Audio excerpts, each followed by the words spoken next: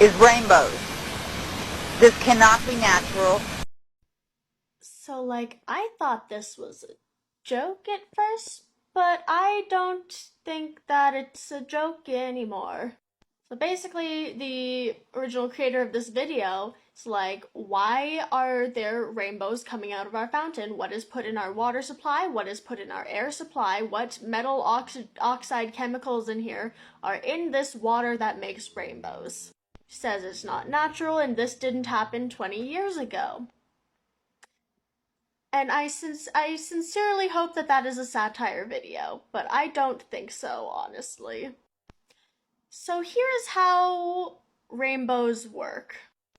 So first off, light in general. So light is transmitted by waves with different wavelengths for the different colors. Violet has the shortest wavelength and red has the longest.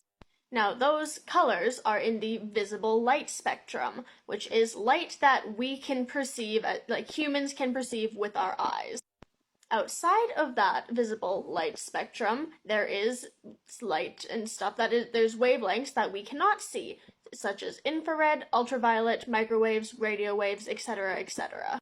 And so, yes, visible light is expressed as rainbows, because that is the spectrum of light we can see. The rainbow, like itself, is the spectrum of wavelengths that we perceive, and that's all it is. Like this visible light is rainbow colored because those are the colors we perceive with our eyes. Now, how color works in general is it is emitted as white light containing all 7 different wavelengths. Those colors mix together and they're perceived as white light. When the light strikes something, in this image just a red board, all of the wavelengths that possible are absorbed and any that are not possible get bounced off. Since the board here is red, that means the red light is being refracted or bounced off because that material cannot absorb it. The rest of the wavelengths, orange through violet, are being absorbed by the thing, and red is being bounced off, so that is why we see red. And it would be the same thing if the board was blue, it would bounce blue light off, and we would perceive it as blue. And with things that are white, all of the colors are being bounced back off, so white light comes in, it can't be absorbed, so white light goes out. And for black things that are black, all of the light goes in and nothing gets bounced out, so it's just flat black. Now, as for how rainbows work, the white light comes in and it hits a water droplet.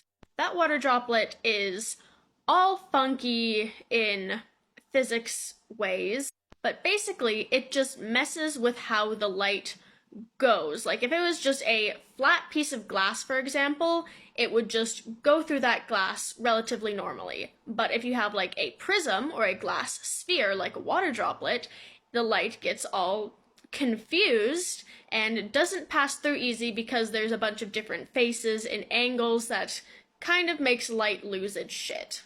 So instead of just passing through it normally, like a regular like pane of glass or something, or just bouncing off like a solid opaque object, the light gets broken up into its individual wavelengths, and those each get emitted separately. So instead of going in as white, going out as white, it goes in as white, gets confused, and goes out as red, orange, yellow, green, blue, indigo, violet.